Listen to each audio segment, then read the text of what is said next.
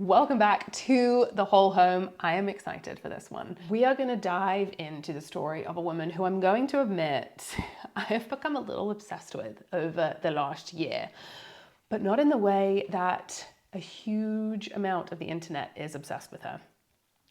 We're going to cover it all. We're going to dive in. We are going to talk about the virally popular and ever a little bit controversial Mormon mother of 8, Ballerina Farm.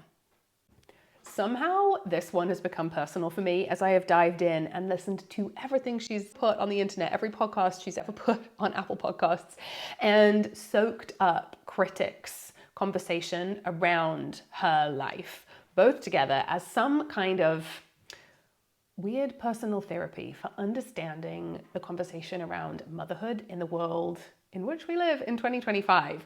And I have found it fascinating to do. We will dive into who this woman is and why she is popular and why she is controversial and why I think it's really important that we're actually talking about her.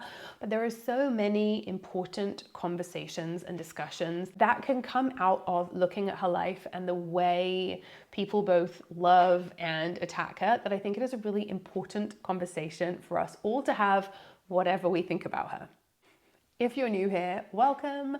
My name is Kezia, and my goal on the internet is to make lower footprint, more sustainable living feel less complicated and a bit more budget friendly. And so I show that in the context of our very real life here in the south of England. And some aspects of our life look very like the life of this woman that we are going to talk about. We have ducks quacking out there. We make and eat a lot of sourdough bread. While I have been the primary breadwinner for 5 of the last 6 years, I now send my husband out to work and I am here with the kids. There are a lot of similarities, and yet I also feel wildly different and worlds apart, and have been unpicking this conversation for a very long time. So I'm excited to dive in and look at who, what, is she it? Ballerina Farm. What are we talking about here?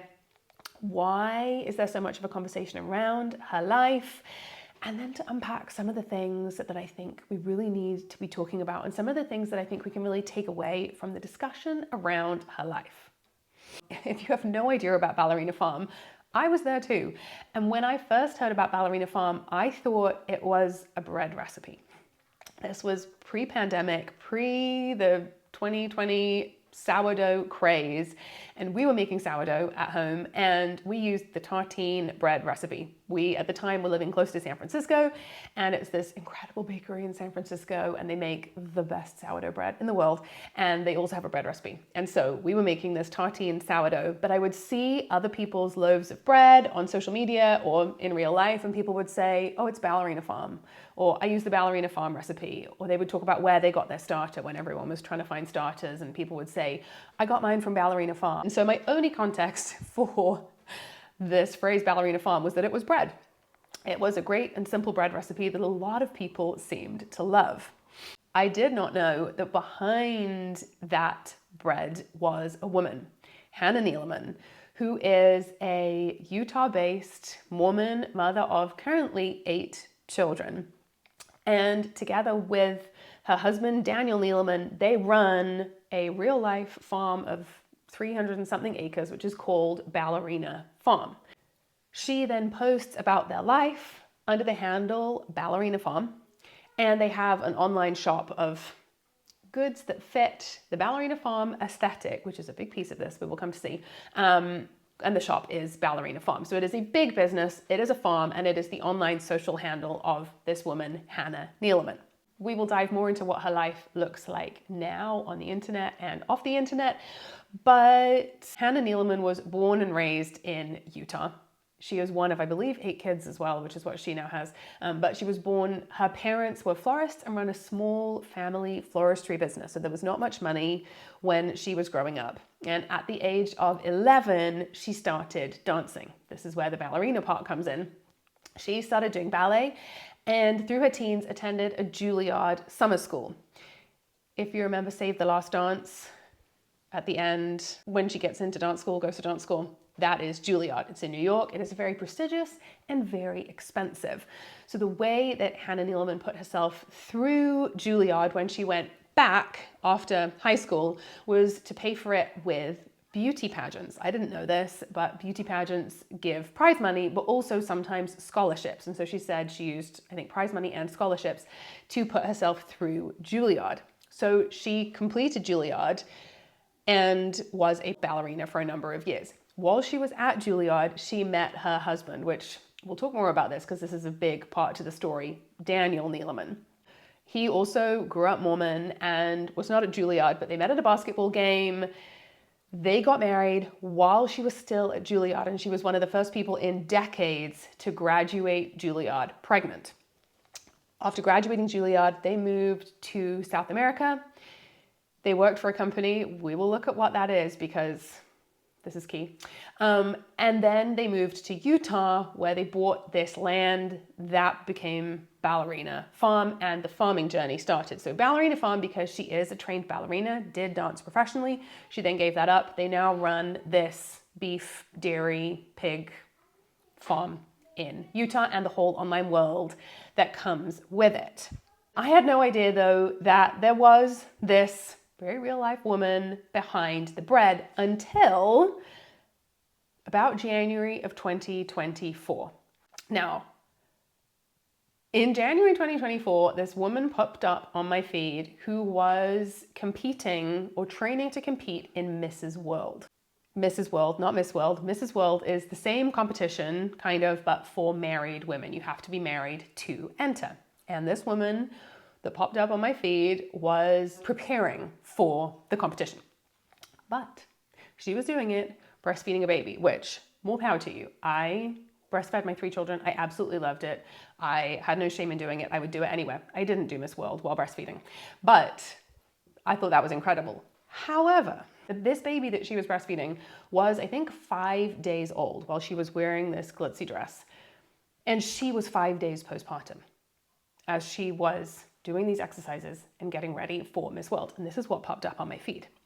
Having gone through 3 very different postpartums in terms of my approach to them and what felt like strength and recovery after those postpartums, for this to be my introduction to a human probably set us off on the wrong foot to be trying to compete in Mrs. World a few days postpartum and celebrating it in front of the whole world. Probably set us off on the wrong foot. But she had competed a year prior or something, a little more than a year prior in Mrs. America and won and collected the prize when she was pregnant with this child, her 8th child, who she then gave birth to right before the Mrs. World competition. She said she managed her pregnancy very, very carefully so that she was able to jump back in. And days after giving birth, she was in her bathroom doing ballet exercises to prep her body. And 11 days after, she does clarify that she had stopped bleeding, which does not mean your body is recovered, but anyway.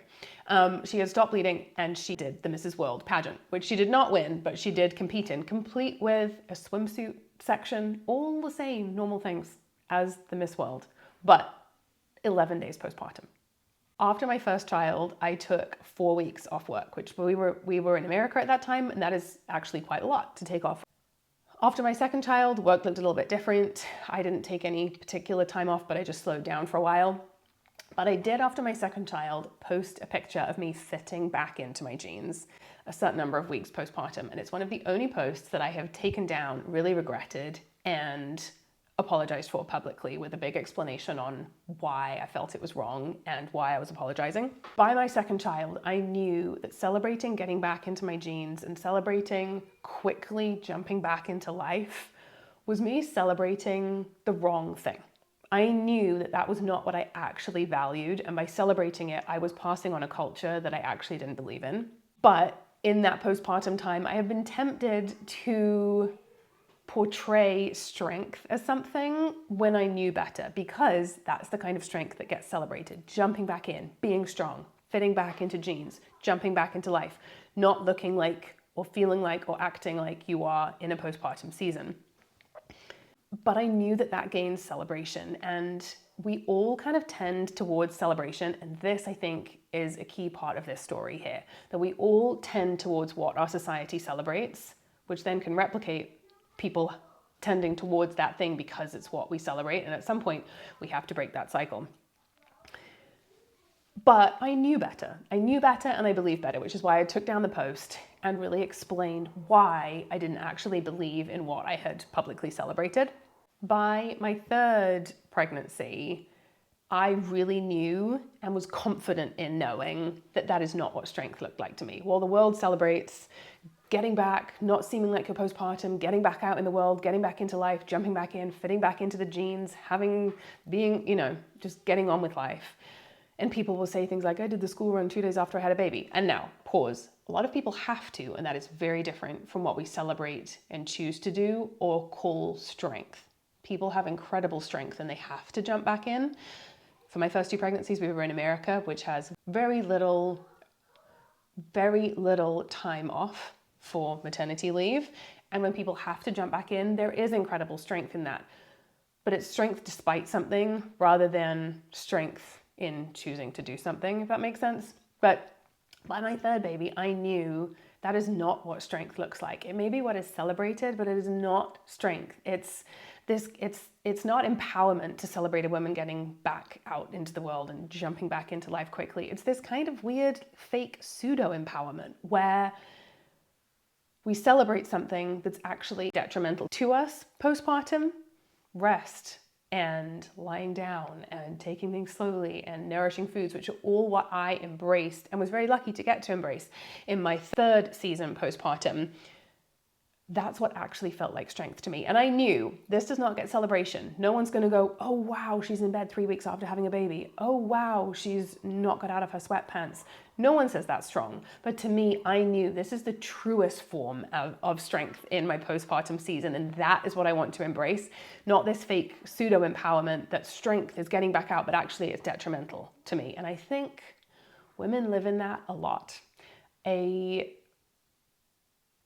wrong understanding in society of what strength actually looks like. And so we live in this pseudo empowerment where we are empowered to be things that are actually detrimental. Again, I think this is a big part of this story. But I knew by my third postpartum that I didn't want to look strong by a definition that was actually detrimental to me. And so I laid low for about 6 weeks, which again, I was incredibly lucky to be able to do. Wildly different from doing a beauty pageant 11 days postpartum with a newborn baby while your body is still in recovery and celebrating it in front of the world. I will say, I also, when I see this, feel a lot of compassion for people in that position because part of me assumes they just don't know, or they're in that place where they're seeking celebration, they're seeking that form of empowerment that looks like getting out. They're going after what gets celebrated in our world, and that is not entirely their fault. It is the fault of society and what we celebrate. There was an article written by Megan Agnew for The Times. This is probably one of the most famous pieces that's been written about Ballerina Farm and Neeleman so far. She wrote for The Times this piece titled Meet the Queen of the Tradwives. But in it, as she talks about this beauty pageant, she says a line that I think is so profound, which is this. Was this, and she's talking about the beauty pageant right after this woman has stopped bleeding, was this the ultimate act of empowerment, Neeleman doing what she wanted, or was it the ultimate demonstration of oppression? And I think this is such a good question. Was it empowerment, the ultimate act of empowerment? She got up postpartum and walked across the stage in a swimsuit and competed for Mrs. World. Or was it the ultimate act of oppression? I think this is just a good question for women in society, for mothers in society. What are we living under? Is it empowerment or is it oppression? But I also think it's made complicated by not being binary. I don't think it is either one or the other for Hannah or for a wider audience. I think when we look at her life, but also reflected back for a lot of mothers, it's actually like 3 things. Is it oppression? Is it empowerment? Or is it, like celebrating getting back into my jeans, a pseudo-empowerment and oppression, but masked as empowerment because we are valuing as society the wrong thing, but it's viewed as strong, and so it's viewed as empowerment when it's actually oppression. And I have thought about this question so much since diving into this Ballerina Farm topic. And I think this is where so much of the controversy, the conversation, and the admiration for Hannah Ballerina Farm and for watching her life online all come from, is so many of us trying to work out, is she living in empowerment? Is she living in oppression? We want to see how it works. We want to understand, and people have so many opinions on it. Now, one thing that I've seen again and again is whenever people question or have any critique of the Ballerina Farm brand, Hannah's life, what she posts, a bunch of people will come up and say, people want women, or feminists want women to be able to do whatever they want in life until they want to be a stay-at-home mom, and then we tear them apart. This comes up so quickly when there is any critique of Ballerina Farm. And I think that is so far from the truth and the point. I think we really do want people to be able to make the choices they want. And so I think a lot of people question, is she getting to?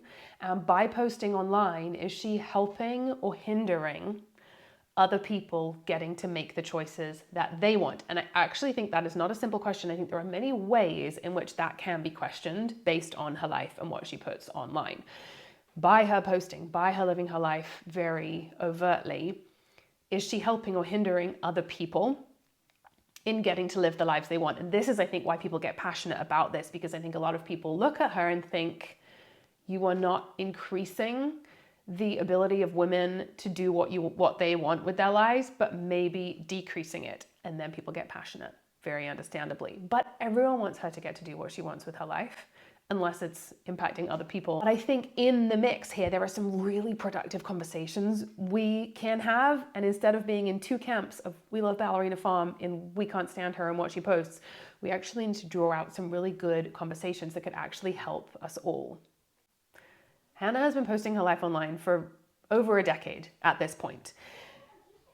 People know her from that, from Instagram, from TikTok, from YouTube, also from her beauty pageants, and more recently from a number of different articles that have been written where reporters have had the chance to come in to their home, be a fly on the wall, and report on it for the world. We are getting a growing picture of what their life looks like and what their online portrayal of their life looks like. Now, ultimately, we don't know everything, but there is a lot that we can draw from what we do know. And from her posting, we get this picture of a very happy mom of 8, kind of barefoot in the kitchen with all her kids running around, everyone smiling, a kind of very aesthetically beautiful level of chaos, a lot of homemade meals, happy farm life with the kind of big farm, and then also milking the cow straight into her coffee cup, this kind of homesteading, cozy feel. We've got this Aga in the kitchen where she makes these beautiful meals, including not just bread from scratch, which maybe a lot of us can conceive of, but cheese from scratch and all these things that many of us would go, wait, you can make that from scratch at home in the course of making a meal with 8 kids floating around your kitchen? She is a kind of natural beauty, a homeschooling mother. And then she has this husband that goes out to work on the farm and comes back in, and they all crowd around this big farmhouse table and eat these big, beautiful meals out of the cruise, and it's all just very beautiful. And I think that leads a lot of people to ask, is this real? And if so, how is it happening? Because for a lot of us, that feels so far from possible. I know I cannot really film a meal with 3 kids hanging off me and make it look beautiful and also be nice to my children and have them smiling and make a meal at the end of it. So it leads a lot of us to go, has she got something we want? What is happening? Or is this real? It just brings up a lot of questions. And so I want to dive into a little bit of what we can learn from behind the scenes when we begin to piece things together and look at other things she said in different places. Because I think in this question of is she helping or hindering people to live the lives they want, when we have something online that we or many others aspire to, we need to make sure that we are looking at the whole picture, the full conversation and what is actually happening. If we're going to aspire something, we have to know a bit of the backstory to be able to know what we're actually aspiring to. So we're going to dive in and look at the behind the scenes on some of these things she appears to be online, the homesteader, the homeschooler, the meals, all of that. But first I want to dive into what is a trad wife more deeply. What does that actually mean? Hannah has said she does not see herself as a trad wife. And by my definition of a trad wife, I actually agree that she is not a trad wife. So let's dive into what it is. So everyone has agreed it's a traditional wife. It is a move to more traditional gender roles: cooking, home life, husband, there is a husband, he goes out to work. That is generally what it looks like. If we look at the Wikipedia definition, it says a trad wife, traditional wife or traditional housewife, is a woman who believes in and practices traditional gender roles in marriages. Some may choose to take a homemaking role within their marriage. Others leave their careers to focus on meeting their family's needs in the home. This is a trad wife by Wikipedia's definition. As opposed to that, a housewife to me would be the same thing, but without some of the ideology or belief behind it. Like I said before, there are many women who are the ones staying home, but maybe it's chosen. It's what they want to do in that phase of life. It's a better financial decision for some reason, or it's from a lack of childcare or necessity, but it doesn't come with the ideology that that is always the best way to do it and a completely traditional split of gender roles. There are many ways that we can have a housewife without the trad wife piece to it. If we go to Urban Dictionary, we get a wider range of references, from kind of neo-Nazi alt-right references to other people asserting that women really should get to choose what they want, and if they want to do this, we should leave them alone regardless of what they want to do or believe. But in that definition, we have to look at this piece of freedom, because yes, we want women to have the freedom to choose the lives they want, the jobs they want, the careers they want. A lot of how the world is set up does not offer that when we look at maternity leave and childcare costs and pay gaps and things like that. A lot of the world is not set up to let women choose what they want to do, but that is obviously the goal of what we want. And then when we look at this trad wife role with that kind of the traditional ideas and values and the traditional gender roles and the split, the division of labor there, we see in this ideology and belief less freedom for women. Now that's going to look like different things. Again, there's no one definition. Everyone interprets this a little bit differently. But financial independence is freedom. And this role typically can lose a lot of financial independence if the wife is staying home, the husband is going out to work.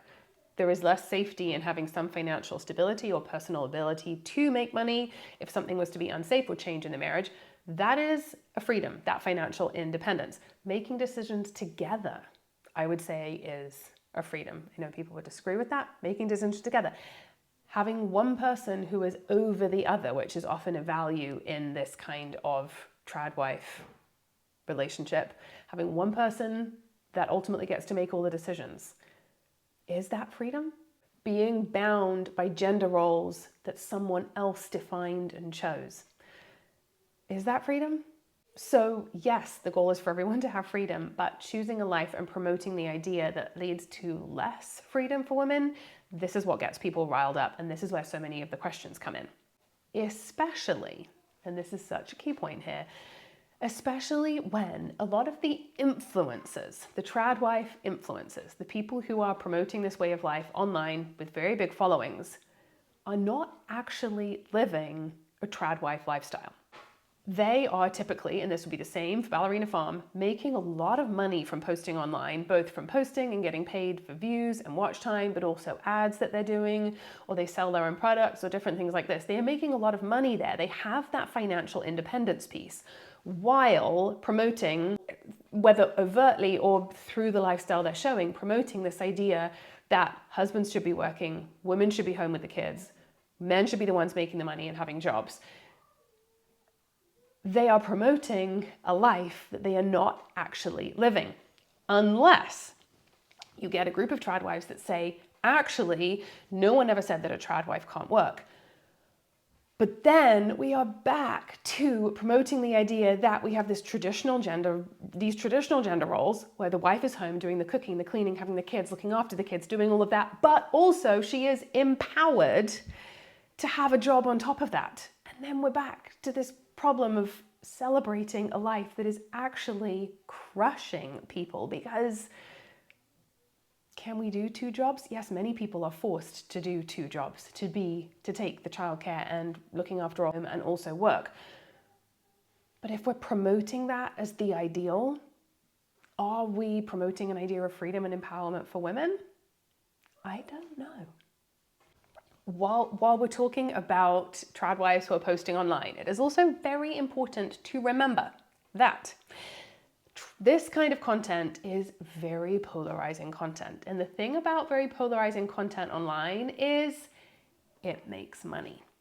People love to watch it. People love to comment. People love to engage. And that typically for someone with a big following, like a lot of these big people we're talking about, makes them money, which drives people to create more polarizing, clickbaity, get watches content because it's making them money. So they are more incentivized to promote the extreme kind of cosplay, saying the very divisive things, very extreme points of this lifestyle. I will say I don't think this is something Ballerina Farm hugely does, but if we're going to talk more broadly about a number of very public trad wives, the lifestyle they're portraying is not necessarily the one that they're living, or even as extreme as the one that maybe they promote or would like to live, but the life they're showing online is one that makes them money because of how extreme they are and how people like to watch it. And I think that's just something we need to remember and have in the back of our heads, that these people get paid to post online. They don't get paid to post. They make money from posting. And that definitely changes how you craft your content, what you say, what you show online, and how you put your whole online world together. If we dive behind the scenes of this natural beauty, mother who's always smiling, trad wife picture with these beautiful meals with cheese made from scratch, if we look a bit behind, everything I have found out about her life is on the internet. A lot of it is things that she has said, and so she could be forgiven for thinking, I'm very honest about my life online. And this raises a question for me of how much as influencers are people responsible for giving the backstory to their life? How much are they responsible for continually clarifying? And I don't know, but I think there is some responsibility if you know that your life is inspiring people to make sure that you are inspiring them with what you actually are rather than an extremely curated picture, because then we get back into that thing of, are we actually helping or hindering? And I think if we're showing a very inspiring life, or a life that we know inspires people a lot, but we're not giving the full picture of what it takes to get there, we're probably hindering people on their journey of figuring out what they want their life to look like and what they're inspired by. So let's dive in a little bit behind the scenes. Probably the biggest behind the scenes piece we need to talk about is that she is married to an heir to a number of multi-million-dollar businesses. Now, obviously, when someone is an heir, we don't know where the money is flowing or if there's money now, or exactly what's going on. But there is a lot of financial security and definitely a lot of money in that family. Daniel Neeleman is the heir to JetBlue, the airline, which is one of a number of multi-million-dollar businesses that his father owns. So while Hannah was born to florist parents where there wasn't a lot of money, there is a lot of money coming from his side of the family. Now, we can debate whether or not people should be that rich, but in terms of her disclosing it, does she need to disclose it? I don't know, but it is a big piece to this story. Farming is a very, very difficult career. It is made a lot easier and a lot more gentle if there is at least the security of cash in the family. So that is point number one. He is the heir to a lot of different businesses. When they moved to South America, it was to work for one of his father's businesses. That was the first thing they did together once they were married. And she had finished Juilliard. Another piece I think we have to realize is she is not a homesteader.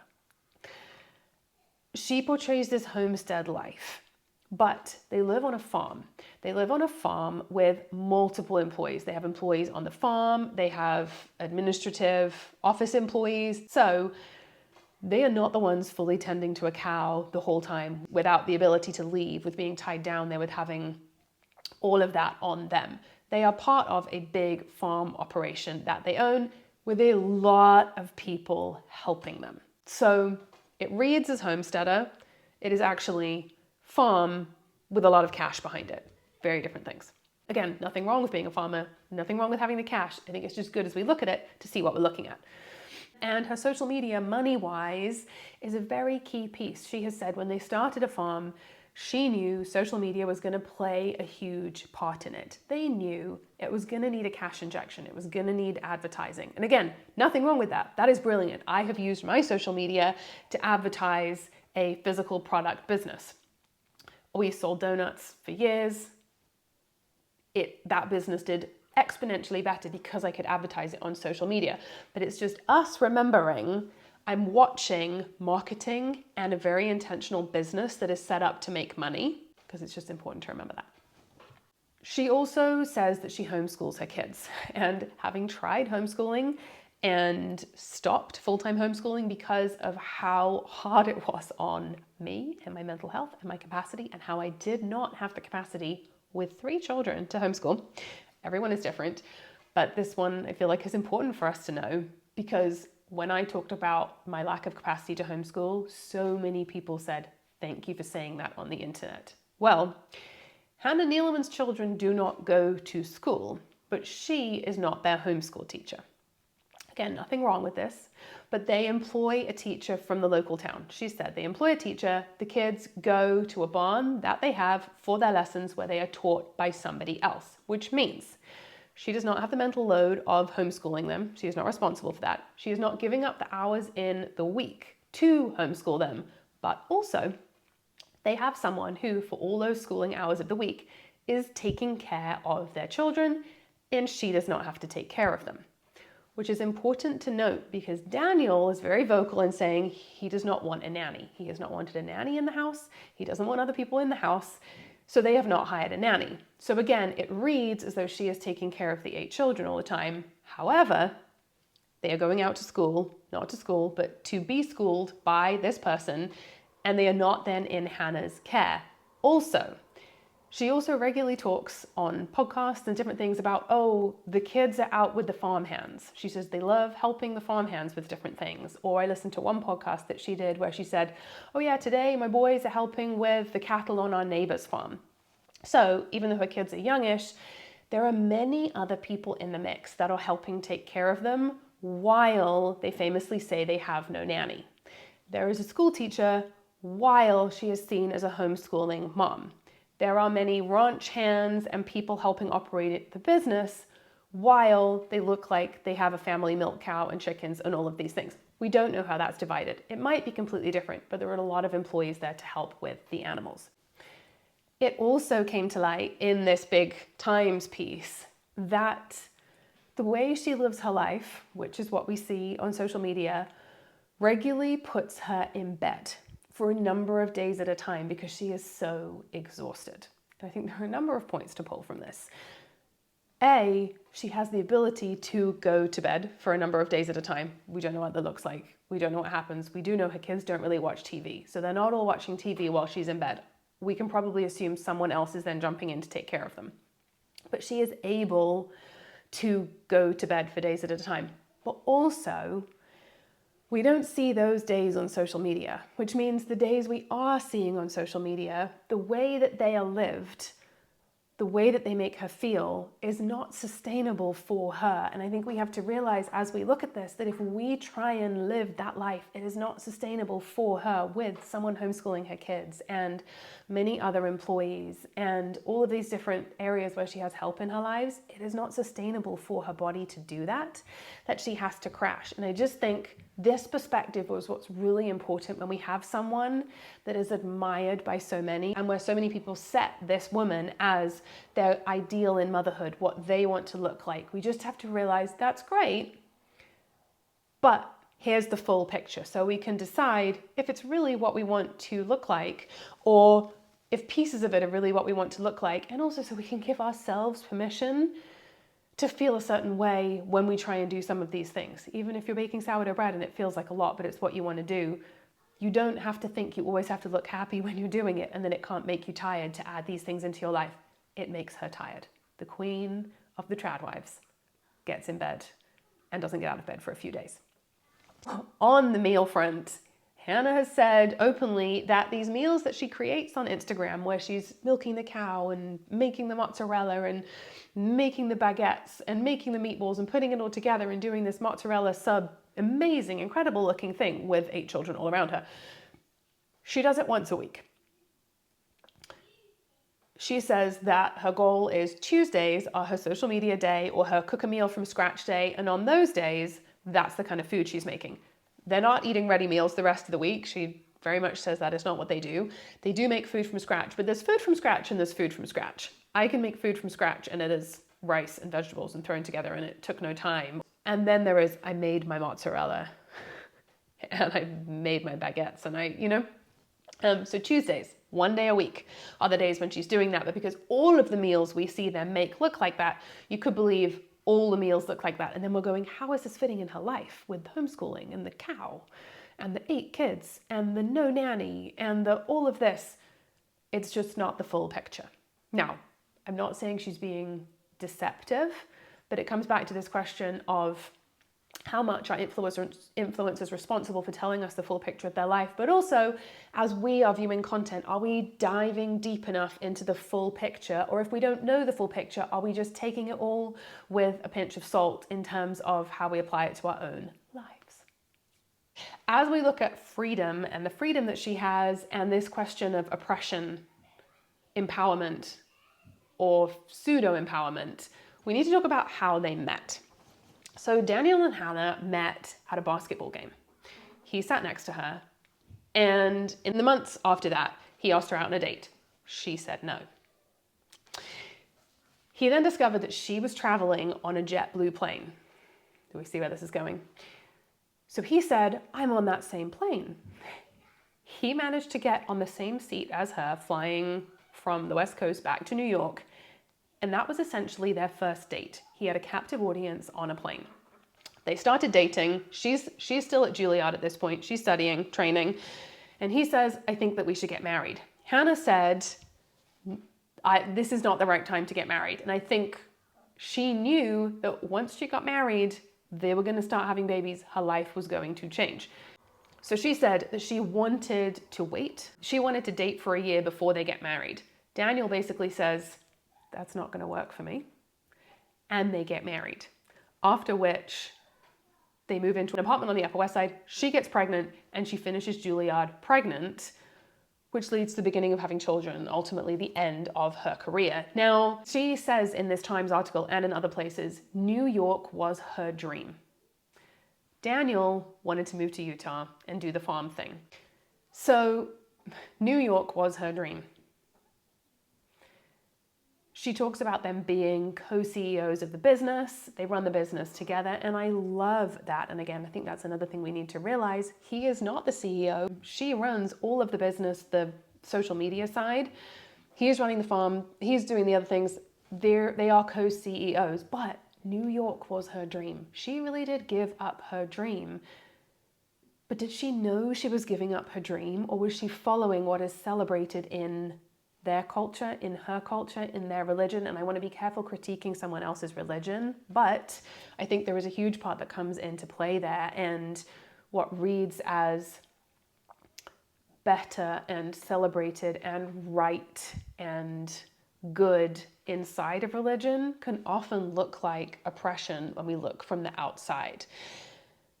And I think that's a piece we really have to note here, is this thing of, it may seem like empowerment, but is it empowerment only within the realm of options that she felt was available to her? Was it empowerment, but only from the choices that she felt her life could have? Was it what she wanted, or was it what she felt like she was able to want? She clearly didn't feel like she was able to say, no, we're not getting married. She didn't feel able to say, New York is my dream, I would like to stay here. And she may not think that that is oppression. She may see that as the choices she made, but is she making the choice out of the full range of options? We don't know. So one of the first questions that I think we can pull from this that is so key is the empowerment question. Is it empowerment?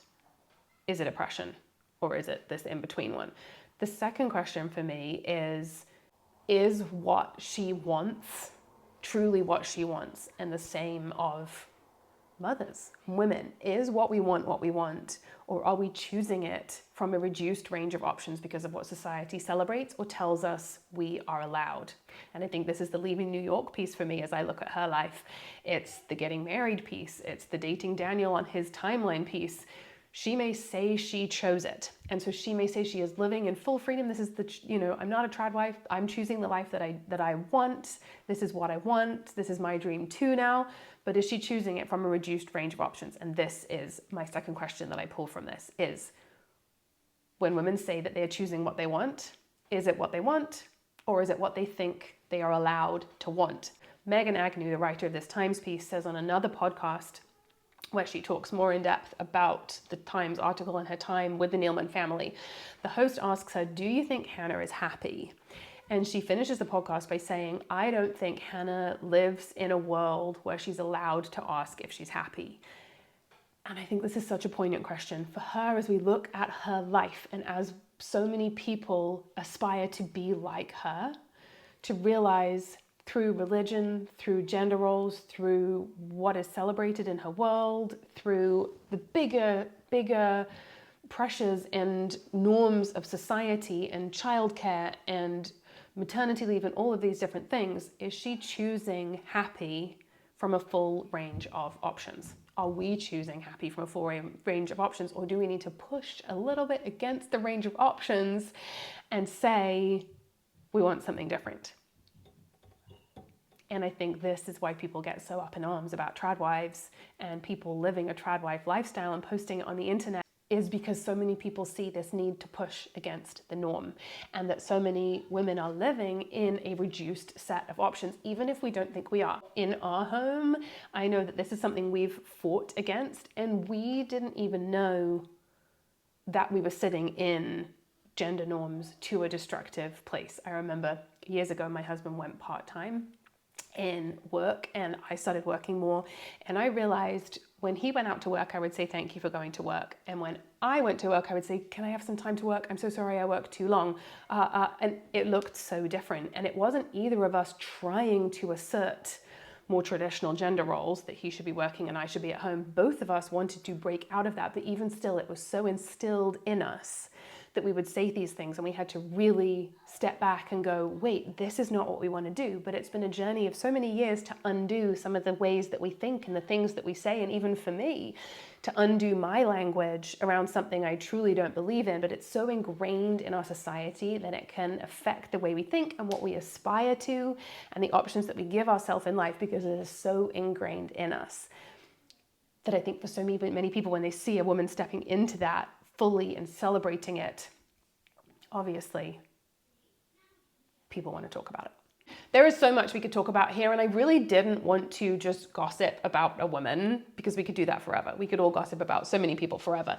But I think there are so many productive conversations we can have from this, and this is only touching on the surface of an overview of her life and some of the things that I have pulled from really diving into that. But I think it's a story of looking at what we aspire to as women and as mothers, and what that is shaped by. And then being really careful as we consume content that we know the full story of what we're aspiring to, or if we're the ones creating that content, that we really wrestle with that question of what integrity looks like in telling the backstory as we are inspiring people. But then this story of assessing from society through to our own home, what is oppression, what is empowerment, and what is something that reads and looks like empowerment but is actually oppression, because our definition of strong is being defined wrongly. And it's such a conversation of what people aspire to. And that comes back to this thing of really assessing, really diving deeper into the backstory as we look at people and admire them and their lives. And actually really diving into our own lives and the choices we're making and the dreams and the aspirations that we have, and asking where they come from and what they're limited by, and looking at how society plays into what we feel like we have as options, and how we in tiny ways can fight against that if it's not what we want to see for us and for our kids. I'm gonna leave it there. We could talk about this for a long time. There is so much to talk about, but But please leave your comments below whether you aspire to be Hannah Neeleman and you love her life, or whether you are a harsh critic, because I think there is so much good conversation to pull out from this story. And I hope that you've pulled something from this, because I have pulled so much from diving into this conversation over the last year, and I hope that I have brought a piece of that here. Maybe we'll do part 2, but it was fun to dive into this with you. And if you want a dose of sourdough and ducks, but very much not a trad wife, you can hit follow for that journey of trying to consume with a more positive footprint. And I will see you in the comments or in another video sometime soon. Thanks for joining.